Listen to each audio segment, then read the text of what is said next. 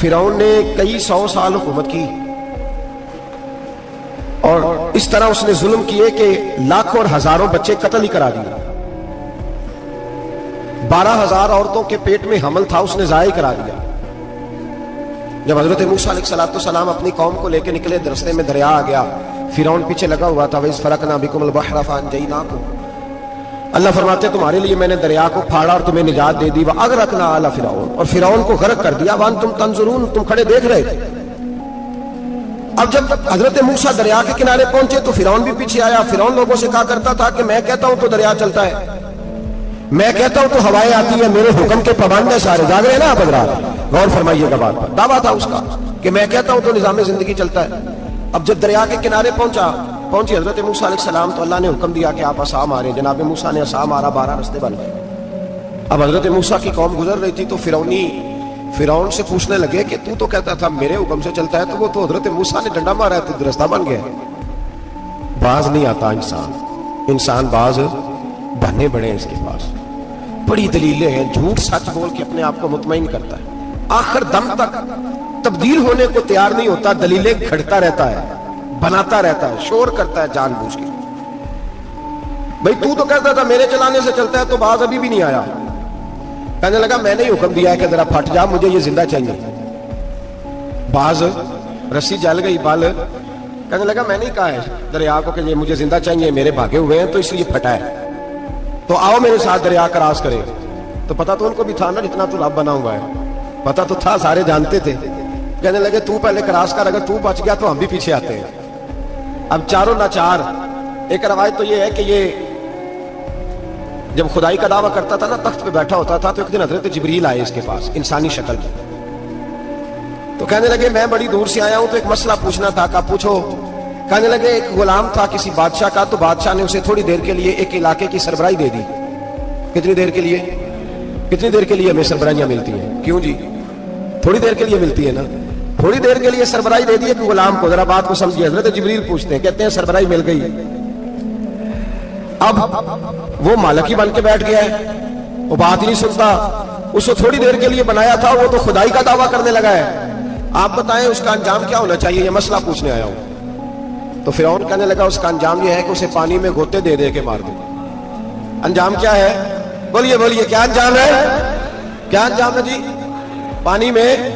اللہ اکبر, اپنی سزا تجویز کر رہا ہے. اس کی سزا کہ اسے پانی میں غوطے دے دے کے مارو ظالم کو. اسے تھوڑی دیر کے لیے بنایا تھا اور وہ چھائی گیا ہے, قبضہ ہی کر گیا ہے. حضرت جبریل کہنے لگے جی آپ لکھ کے دے دیں گے؟ کہنے لگا لاؤ لکھ دیتے ہیں. لکھوا لیا. جناب جبریل رکا لے کے تشریف لے گئے.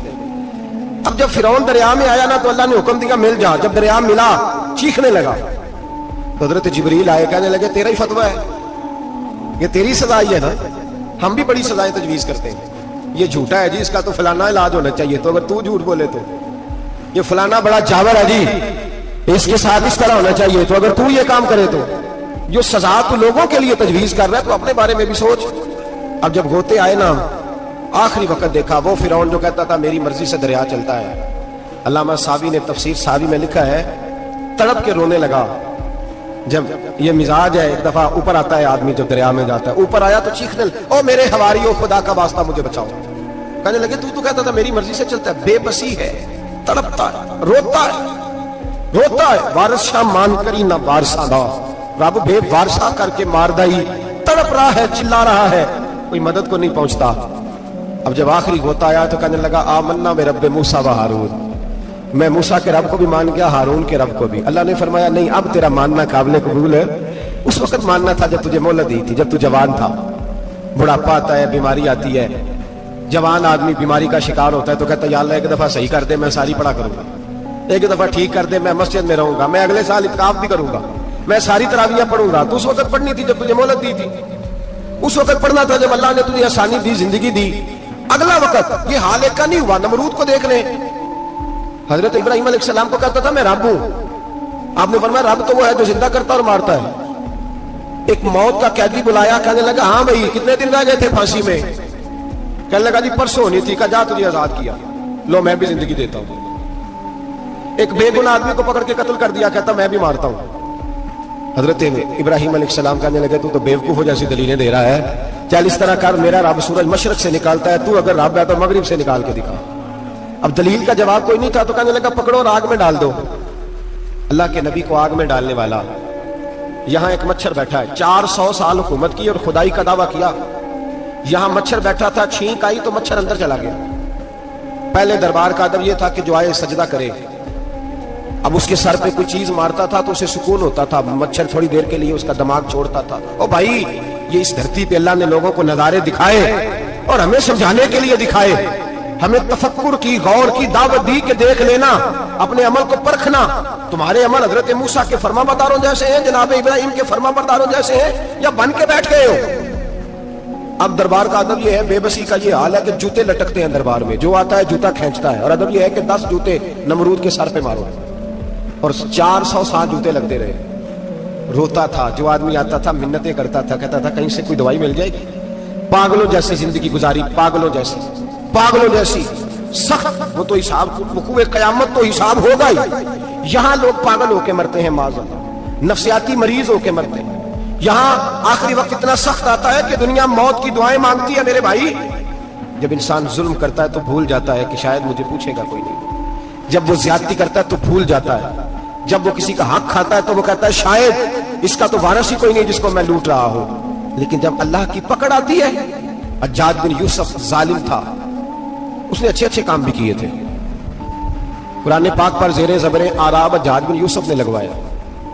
محمد بن قاسم کو ہندوستان سندھ کے علاقے فتح کرنے بھی حجاج بن یوسف نے بھیجا تھا۔ ساری خوبیاں اپنی جگہ پر، ظالم بہت بڑا تھا۔ کسی آدمی نے اس کے سامنے کونے کی طرف منہ کر کے ساتھ والے سے بات کر لی تو کہنے لگا میرے خلاف کیا، اس کو لے جاؤ، 2 ٹکڑے کر کے واپس لے آؤ۔ تو ہی بولتا ہے نا اقتدار، جب کسی کے ہاتھ اقتدار ہوتا ہے نا، وہ چاہے ایک گھر کا ہی کیوں نہ ہو، وہ 10 بندے فیکٹری میں کام کرتے ہو اور جو ان کا مالک ہوتا ہے وہ کہتا میں مالک ہوں، مجھے مانو۔ جب تو صاحب اقتدار ہوتا ہے نا، جب تو سسر بن کے بیٹھتا ہے اور کسی غریب گھر کی بہو آتی ہے 2-4، تو کہتا میرا اقتدار ہونا چاہیے۔ جب میں کھانسنے لگوں تو ہر آدمی کے ہاتھ میں ٹشو پیپر ہونا چاہیے، جب میں بولنے لگوں تو بندے ہوئے ہاتھوں سے ہر آدمی جی جی کرتا ہوا کھڑا ہونا چاہیے۔ جس آدمی کا، اور یہ کام بہو بھی کرتی ہے کئی دفعہ، وہ بھی کہتی ہے کہ تمہیں پتا نہیں میں کتنا لمبا چوڑا جہیز لے کے آئی ہوں، جب میں سونے کے لیے اپنے بیڈ روم میں جاؤں تو خبردار بوڑھے بابے کو اجازت نہیں کہ وہ کھانسے۔ اماں کو چاہیے کہ اگر اس کو بڑی سخت پیاس بھی لگی ہے تو میرے سوتے سوتے باورچی خانے میں برتن نہ کھٹکھٹائے۔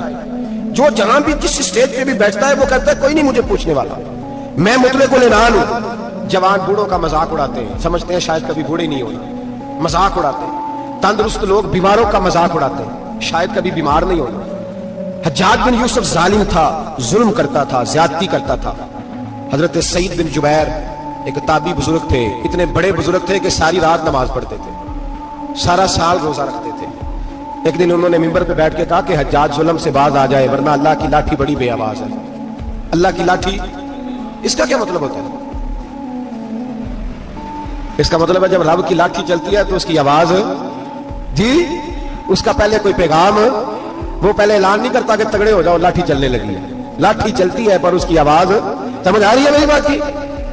جمعۃ الوداع کے لیے تشریف لانے والے احباب خاص غور فرمائیے گا۔ حجاج بن یوسف کو پتا چلا کہ حضرت سعید بن جبیر نے میرے خلاف بات کی، بلا لیا، کہنے لگا تو نے میرے خلاف بات کی ہے؟ فرمانے لگے کی ہے۔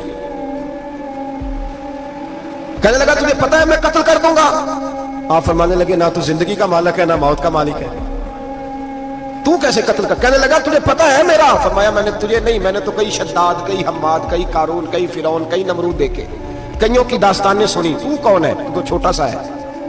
ایک جملہ ہے مولا جلال الدین رومی کا، بڑے درویش تھے، ایک بات کہہ گئے، کہنے لگے نمرود جتنے پیسے نہیں، فرعون جتنی حکومت نہیں، قارون جتنی دولت نہیں، ورنہ فرمانے لگے میرے زمانے میں بھی کئی لوگوں کا خدا بننے کو دل کرتا ہے، کئی لوگوں کا دل کرتا ہے، لیکن نمرود جتنے پیسے، فرعون جتنی طاقت اور قارون جتنی دولت نہیں، ورنہ ہو سکتا ہے لوگ دعویٰ کرتا ہے معاذ اللہ ثم معاذ اللہ۔ یہ آج سے کئی 100 سال پہلے وہ کہہ رہے ہیں، آج تو حالات بڑے ابتر ہیں، اس کی نسبت خطرناک۔ فرمانے لگے حضرت سعید بن جبیر تو زندگی موت کا مالک نہیں، کہنے لگا پکڑو، قتل کرو اسے، لے جاؤ۔ جب پکڑ کر کھینچ کر لے جا رہے تھے نا تو حضرت سعید بن جبیر مسکرانے لگے۔ اب ظالم کے سامنے مسکرائے تو اس کو بڑا غصہ آیا، یہ میرا مذاق اڑاتا ہے؟ بلا لیا، ادھر آؤ، کیوں مسکرا رہے ہو، کیا ہوا؟ तो हजरत सईद बिन जुबैर कहने लगे मैं मुस्कुरा रहा हूं तेरी बेवकूफी पर और अपने अल्लाह की दी हुई ढील पर। मैं मुस्कुरा रहा हूं कि या अल्लाह क्या बात है, क्या तेरा शान है, कैसे लोगों को ढील दी हुई है। मैं मुस्कुरा रहा हूं तेरी बेवकूफी पर कि तू समझता है शायद मुझे पूछने वाला कोई नहीं। कहने लगा इसको बाहर ना ले जाओ, मेरे सामने कत्ल करो। ठीक है जी, कत्ल करने लगे तो हज़रत सईद बिन जुबैर ने मुंह काबे की जानिब कर लिया। इन्नी वज्जहतु वजही लिल्लज़ी फतरा अस्समावाति वल अर्द हनीफन वमा अना मिनल मुशरिकीन। जब आपने ये आयतें पढ़ी ना कि मैंने मुंह कर लिया है अपने रब की जानिब, करो मुझे कत्ल। कहने लगा नहीं नहीं, इसका मुंह फेरो, काबे की तरफ हो के कत्ल ना हो, है जालिम पर पागल हो गया है। हज़रत सईद बिन जुबैर के हौसले ने शिकस्त दे दी, नाकाम हो गया, मखबूतुल हवास हो। कहने लगा इसका मुंह फेर दो। जब काबे से फेरा तो आप फरमाने लगे लिल्लाहिल मशरिक वल मगरिब फइन्नमा तवल्ला फसम्मा वजहुल्लाह। अल्लाह फरमाता है तो मशरिक और मगरिब सारा ही अल्लाह का है, जिधर भी मुंह करोगे उधर अल्लाह ही अल्लाह है, जिधर भी मुंह करोगे उधर अल्लाह ही अल्लाह है। चारों जाना फेर दे, जिधर मुंह फेरना है तूने फेर दिया मुंह। हजरत सईद बिन जुबैर के गले पे खंजर रखा तो आपने हाथ उठाए, कहने लगे ए अल्लाह मेरे बाद इसे किसी और पर मुसल्लत ना करना, मेरे बाद किसी और पर मुसल्लत ना, बस मैं आखिरी हूं। जब आप ज़िबा हुए तो इतना खून निकला कि लोग कहते हैं जितना ऊंट के वजूद से निकलता, तर हो गया सारा उसका दरबार। एक समझदार आदमी को बुला के कहने लगा इतना खून मैंने बड़े बंदे कत्ल कराए हैं पर इतना खून नहीं निकला। तो वो कहने लगे लोग मर जाते हैं, मरते वक्त डर जाते हैं, सहम जाते हैं, खून सुकड़ जाता है, लगता है ये शख्स जब दुनिया से गया है तो डट के गया है, ये डट के गया है दुनिया से। हज्जाज बिन यूसुफ रात को सोया तो तड़प के उठा, क्या हुआ? घर वाले कहने लगे क्या हुआ? कहने लगे सईद बिन जुबैर ख्वाब में आया और कहते हैं उठ मुझे बता, तूने मुझे क्यों कत्ल किया, बता बता क्यों मारा। अगली रात फिर सोया तो वही ख्वाब, फिर सोया तो वही ख्वाब। गुनाह नफ्सियाती मरीज बना देता है, जुल्म तुझे मखबूतुल आवास कर देता है।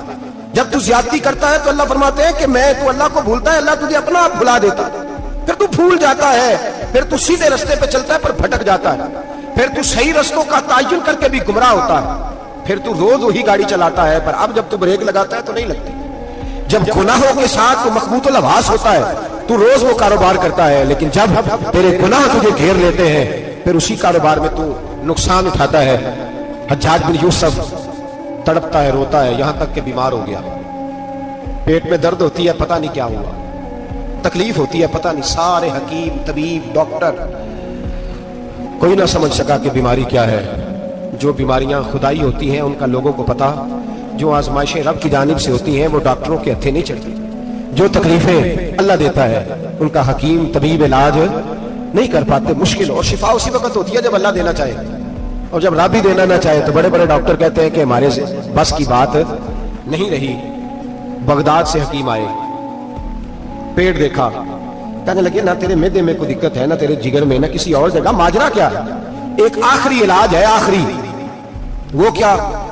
गोश्त का छोटा सा टुकड़ा धागे के साथ बांध के मुंह में डाला और फिर एक बारीक सा तिनका लेके उसको अंदर डालने लगे गले में।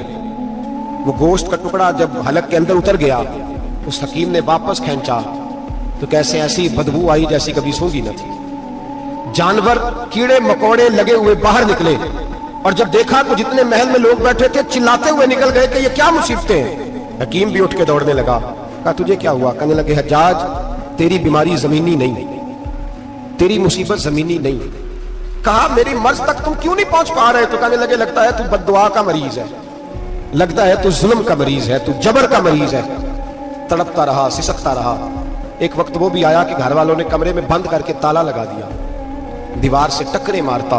ओ भाई, जो गुनाहों के बीमार होते हैं उन्हें शिफा नहीं होती, जो जुल्म, जबर, बर्बरियत के बीमार होते हैं उन्हें सुकून कल्बी मुयस्सर नहीं आता।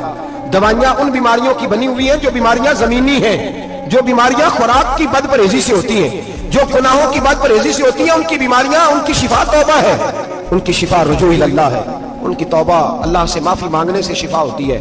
हज्जाज जब मरने लगा तो बुलाया, ये रंग भी जरा मुलाजा कीजिएगा, दो चार करीबियों को बुलाया। पता होता है ना अपने करतूतों का, आदमी को पता सारा है, सरदार मुद्दीदिया तो पता होता है सारा। बुला के कहने लगा जब मैं मर जाऊं तो मुझे रात को दफन करना। क्यों भाई, औरत है? कहने लगा नहीं, रात को दफनाना। ठीक है, रात को दफना देंगे। फिर कहने लगा जब सुबह हो जाए तो सुबह होने से पहले पहले मेरी कब्र जमीन के बराबर कर देना, निशान मिटा देना। کا وجہ تو کلمہ پڑھتا ہے, حضور کا حکم ہے کہ قبر کم از کم ایک بالش ایک گیٹ اونچی ہونی چاہیے زمین سے کم از کم, تو تیری قبر مٹا دے, وجہ پتا ہوتا ہے اپنے ظلموں کا. کہنے لگا مجھے پتا ہے لوگ میرے مرنے کے بعد میری قبر بھی نہیں چھوڑیں گے. دنیا میں تو میرے جبر کی وجہ سے کوئی آ نہ سکا, لیکن میری قبر بھی لوگ جنازوں میں باتیں شروع کر دیتے ہیں. جنازوں میں نے ایسی بھی داستانیں سنی ہیں کہ کوئی مرا تو لوگ جوتوں کا ہار قبر پہ ڈالا ہے. نہیں بھائی, تو جب زندہ تھا تو تیرے جبر ظلم کی وجہ سے نہیں کو بول سکا. ایک تو ہے قیامت میں حساب ہوگا, یہاں دنیا میں حساب ہونے لگتا ہے. جو اتنی لمبی زبانیں لوگوں کی لٹک کر مرتے وقت باہر نکل آتی ہیں. دعا کریں, جمعہ ہے, اللہ تعالیٰ ایمان کی موت عطا فرمائے. دعا فرمائے رب تعالیٰ اللہ تبارک و تعالیٰ توبہ کر کے جانے کی توفیق عطا فرمائے. جاگے اور سنے اور دعا کرے, اے اللہ تو ہمیں ظلم سے ویسے ہی محفوظ فرما. اگر ہم زیادتی کرنے لگے تو اے اللہ ہمیں اس سے منع فرما, ہمیں اس سے تو یہ توفیق دے کہ ہم باہر آ جائیں اس گناہ سے. میرے بھائی, ایک تو دنیا میں سزا ہے, پھر قیامت کی سزا ہے, اور وہ زیادہ سخت ہے, وہ زیادہ سخت ہے. ہم لوگوں نے نا ہیلے بہانے بڑے بنائے ہوئے ہیں. بینک کے ساتھ کاروبار کرنے والا کہتا ہے نہیں مجبوراً لیا ہے, مجبوراً. مر رہا تھا تو آخری لبوں پہ تھا تو جائز ہے, جائز ہے. اس وقت جب تجھے کھانے کو لقمہ نہ لگے تو حرام کھانا بھی جائز ہے. کیا دقت تھی؟ کیوں اللہ رسول کے مقابلے میں کھڑا ہوا تو؟ کیوں سود کا دھندا کیا؟ کیا تکلیف تھی؟ کہاں تو الجھ گیا تھا؟ ہم جان بوجھ کے اپنے لیے جہنم کٹھی کرتے ہیں, پھر کہتے ہیں سکون نہیں زندگی میں. کہاں سکون آئے گا, کیسے آئے گا؟ ہم نے خود آگ لگائی ہے چمن میں اپنے. جو قیامت کی سزا ہے, میرے نبی پاک علیہ السلام نے فرمایا رب تمہیں سامنے کھڑا کرے گا. اور کس طرح کھڑا کرے گا؟ فرمایا لوگوں کے وجود سے کپڑے اتر جائیں گے, زمین اس طرح دہکے گی جس طرح تانبا زمین پہ رکھا جائے اور آگ جلائی جائے. تانبا دیکھا آپ لوگوں نے؟ یہ بھی گرمی گزری ہے نا, تو فرش پر جب سورج پڑتا تھا تو ننگے پاؤں چلا نہیں جاتا تھا. صحیح کہہ رہا ہوں؟ ننگے پاؤں, بچے کا پیر زمین پہ لگتا تو چیخ اٹھتے, کہتے ہیں وہ جل گیا پیر.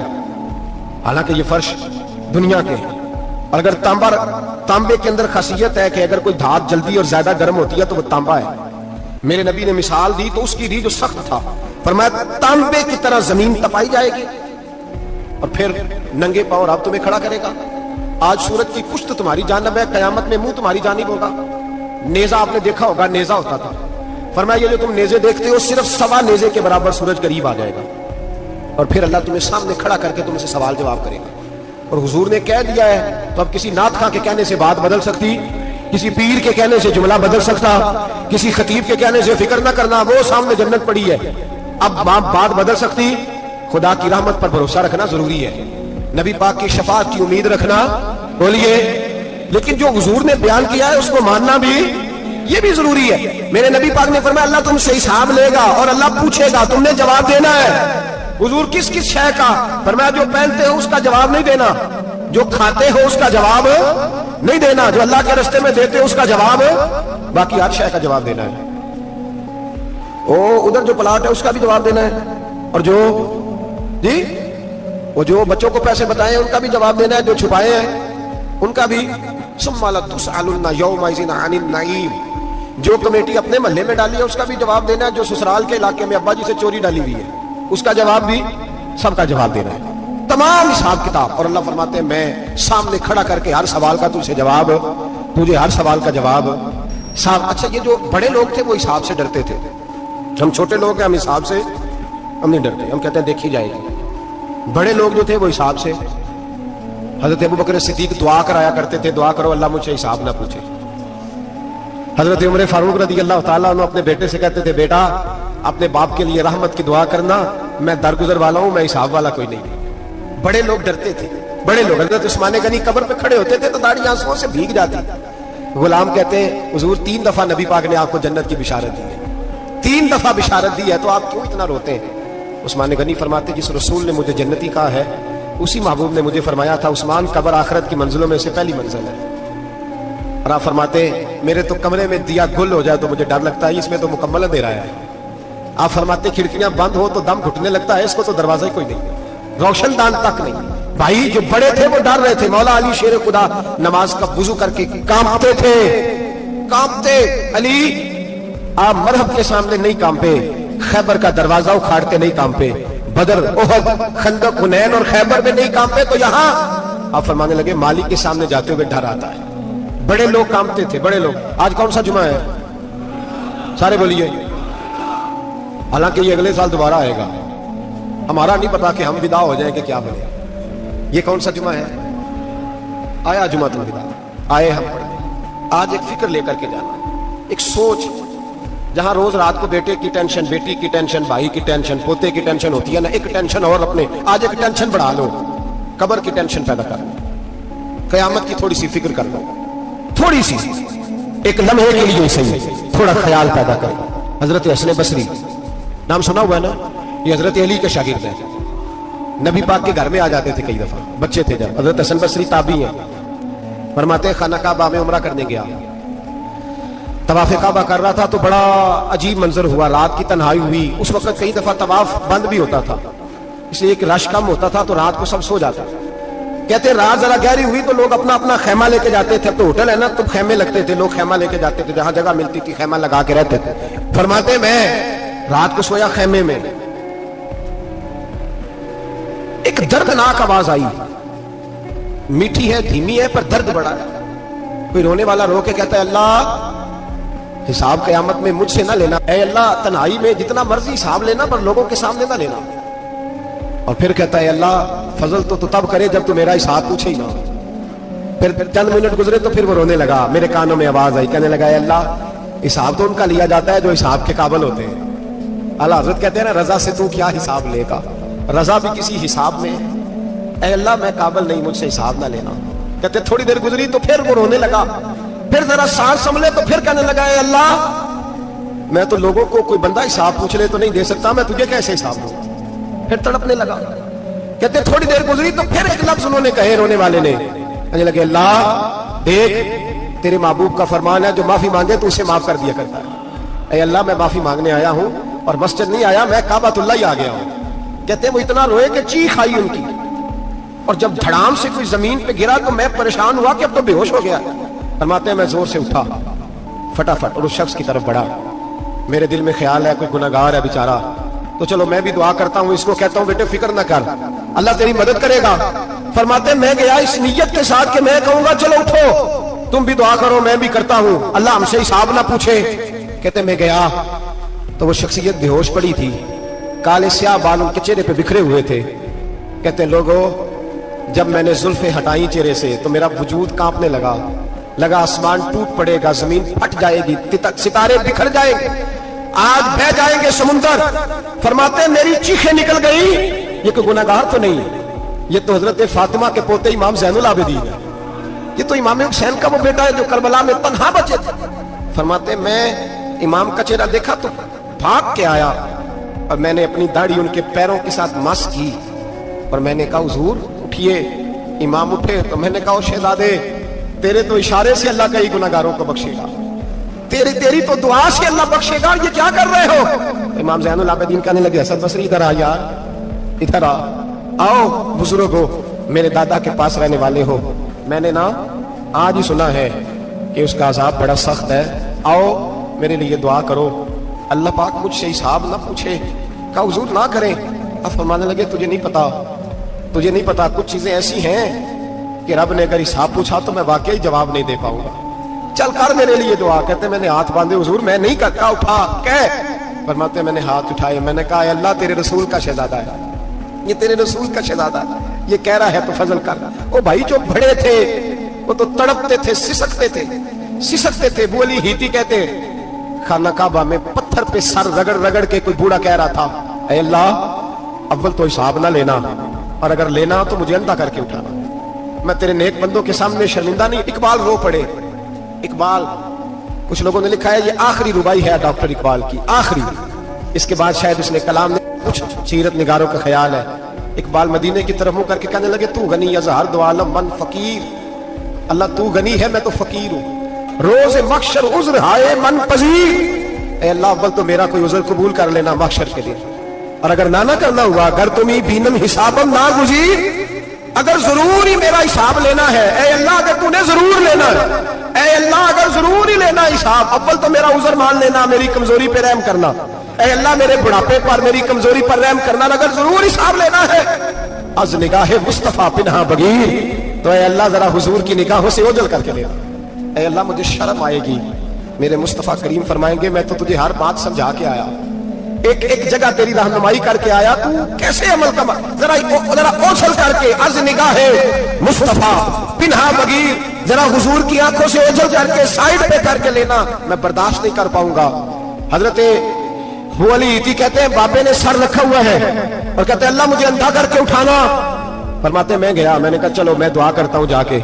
फरमाते जब मैंने जाके बुजुर्गों की कमर पे हाथ रखा, उनका चेहरा देखा तो ये कोई गुनाहगार तो नहीं, ये तो बगदाद के पीर अब्दुल कादिर जिलानी है, ये तो महबूब सुभानी गौसे समदानी है, ये तो वो शख्स है जो कदम लगाए तो अल्लाह विलायत अता करता है। जो बड़े थे वो डर रहे थे। मोइनुल मिल्लत वद्दीन अताए रसूल हिंदुल वली गरीब नवाज हजरत ख्वाजा मोइनुद्दीन अजमेरी रहमतुल्लाह अलैह, ख्वाजा कुतुबुद्दीन बख्तियार काकी को तन्हाई में बुला के कहने लगे मोइनुद्दीन सैयदजादा है, मोइनुद्दीन हुजूर के खानदान में पैदा हुआ है, मोइनुद्दीन से इसके पीर को बड़ी उम्मीदें थी, मोइनुद्दीन को रसूल पाक ने हिंदुस्तान भेजा था, पर कुतुबुद्दीन यार मोइनुद्दीन तबलीग का हक नहीं अदा कर सका।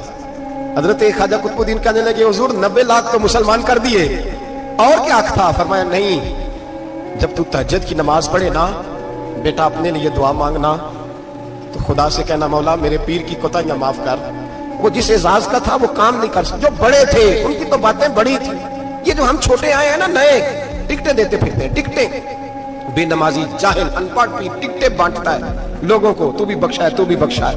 वो 90 लाख लोगों को राय हक पर लगा के भी कहते थे नहीं हक तो ये है कि हक अदा ना हुआ, हक तो ये है कि हक कोई शाही पल्ले नहीं, डटा हुआ खड़ा है मुसलमान, डटा हुआ। ये हिसाब सुने।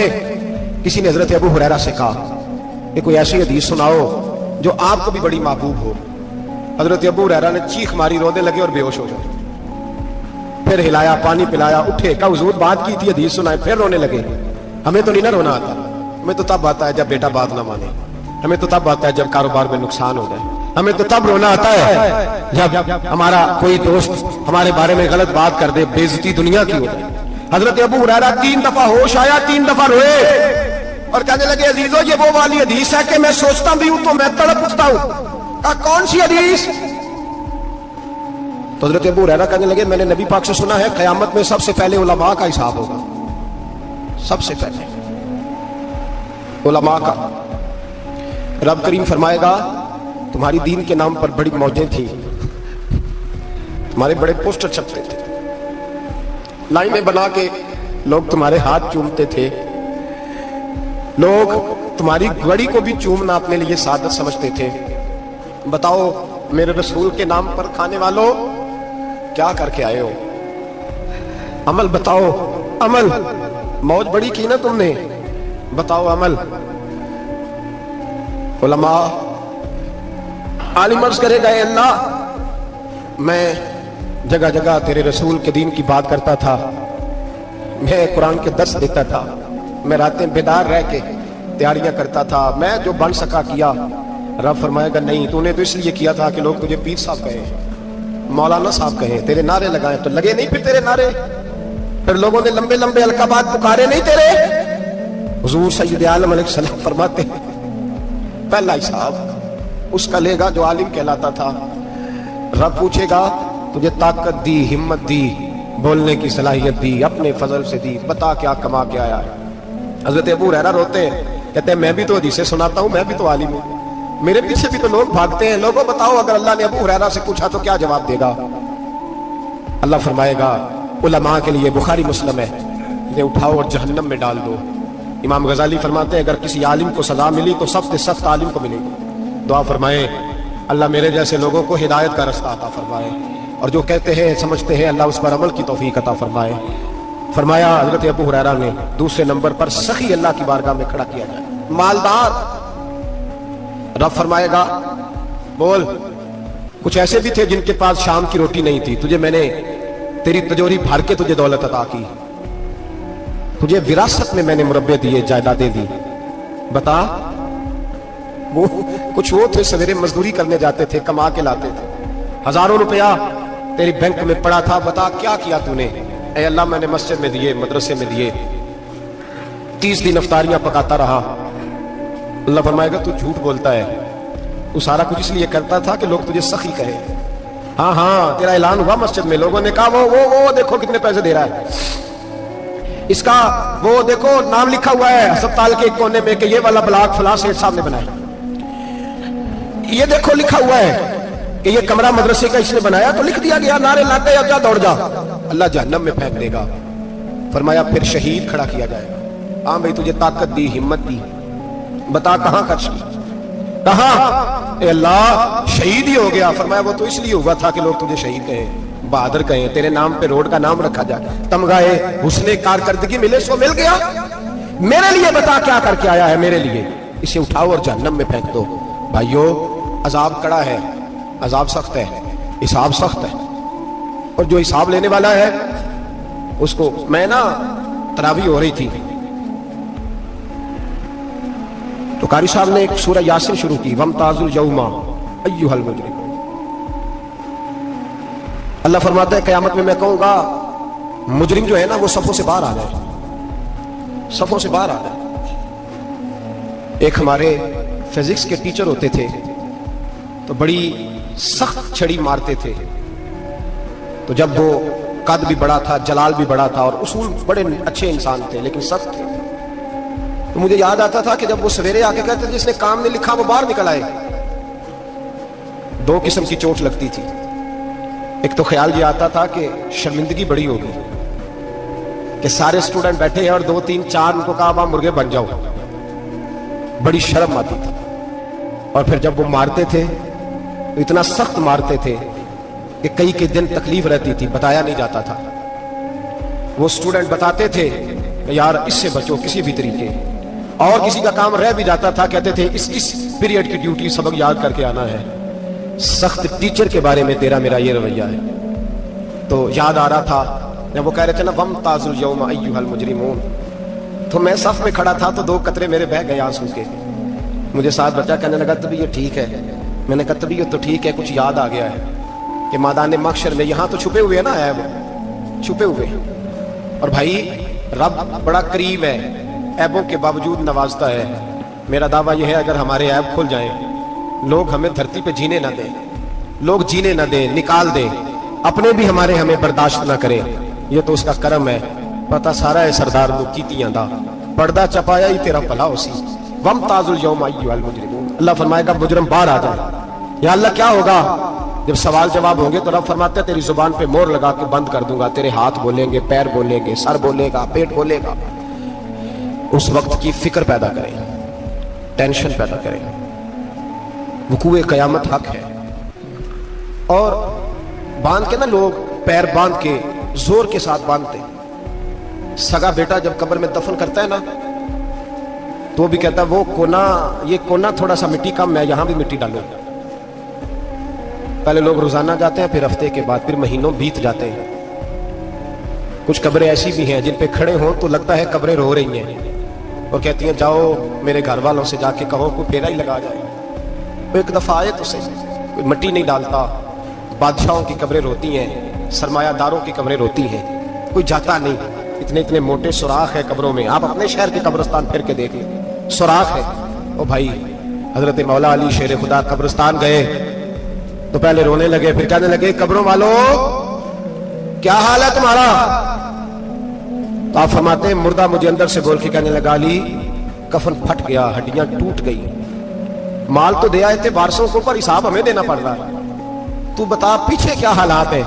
تو حضرت علی کہنے لگے تمہاری بیویوں نے اور نکاح کر لیے، تمہارے دوستوں نے نئے دوست بنا لیے، تمہاری اولادوں نے تمہارے بغیر جینا سیکھ لیا، تمہاری جائیدادیں بٹ گئیں، تمہارا پیسہ تقسیم ہو گیا۔